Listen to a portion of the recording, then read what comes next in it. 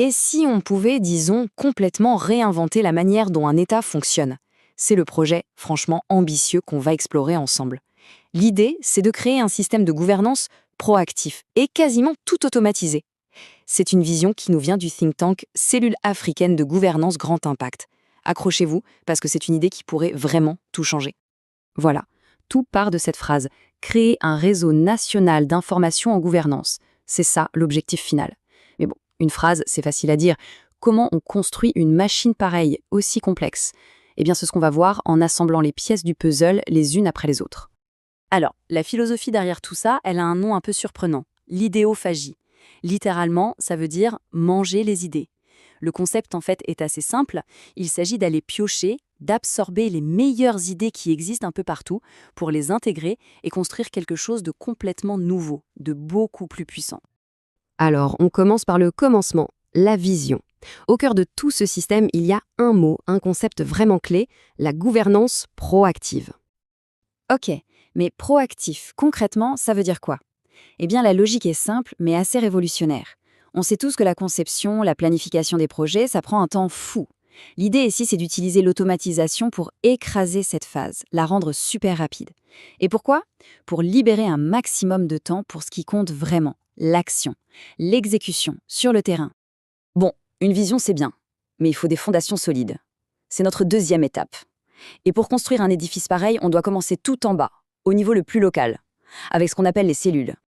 Imaginez un peu, dans chaque commune, chaque département, bref, chaque division administrative, on implante une cellule locale de projet. C'est le point de départ, le cerveau local.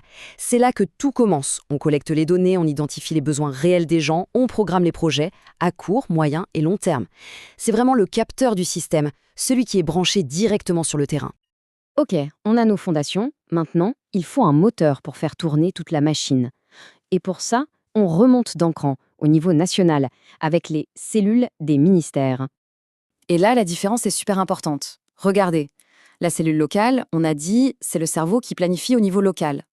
La cellule ministérielle, elle, c'est l'intelligence de l'exécution. Son but, c'est que ça se fasse, et que ça se fasse vite et bien. Mais la plus grosse différence, c'est que la cellule locale, elle travaille seule, alors que la cellule de ministère, elle, opère en duo. Et la question, c'est en duo avec qui? C'est ce qu'on va découvrir juste après. Ce partenaire mystère, c'est l'expertise. C'est un peu le carburant de haute qualité pour notre moteur. Et cette expertise, elle vient de l'extérieur, des think tanks spécialisés. Et attention, on ne parle pas de simples consultants. Le document les décrit comme de puissants réservoirs d'idées et de puissantes extensions de compétences.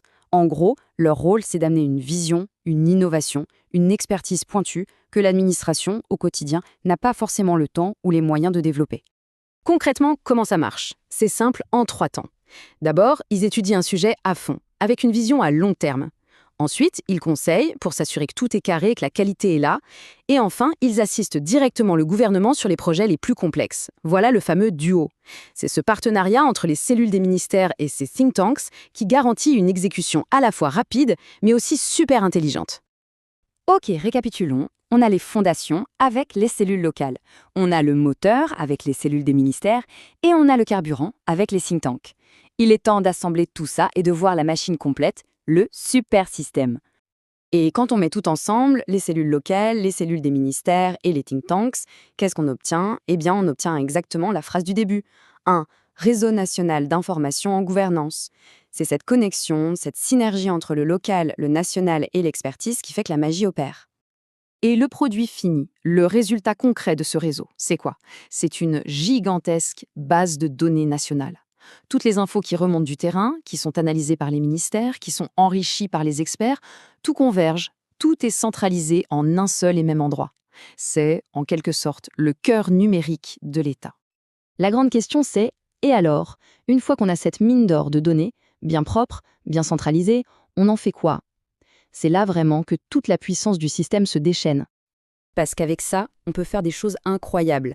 On peut commencer à modéliser la gouvernance, presque comme on modélise la météo, la mettre en équation, pour de vrai. Ça permet de faire quoi? De générer des scénarios, de tester virtuellement une réforme et de voir ses impacts avant même de dépenser un seul centime. Et l'étape ultime, bien sûr, c'est l'automatisation. Automatiser la conception des politiques, des stratégies, en s'appuyant sur des algorithmes, des logiciels et bien sûr, de l'intelligence artificielle. Alors là, on se dit: Waouh, stop. Des algorithmes, de l'IA, où est l'humain dans tout ça? On pourrait croire qu'on le met complètement de côté. Mais en fait, tout le système est construit sur un principe qui dit exactement l'inverse. Et ce principe, c'est que ce système est un outil. Un outil d'aide à la décision, certes, immensément puissant. Il peut proposer des modèles, générer des scénarios, suggérer des stratégies. Mais la décision finale, celle d'y aller, de lancer le projet, d'appuyer sur le bouton, elle reste et restera toujours entre les mains d'un dirigeant humain. C'est non négociable. Et ça nous amène à une dernière question, qui est presque un paradoxe. Si on confie toute la complexité technique, toute la planification lourde aux machines, est-ce que, au final, on ne pourrait pas rendre la gouvernance plus humaine? Pensez-y. En libérant les dirigeants de ces tâches, on leur donne plus de temps. Plus de temps pour écouter, pour échanger, pour comprendre. Bref, pour se concentrer sur l'essentiel, les gens. C'est une idée assez vertigineuse sur laquelle il est intéressant de réfléchir.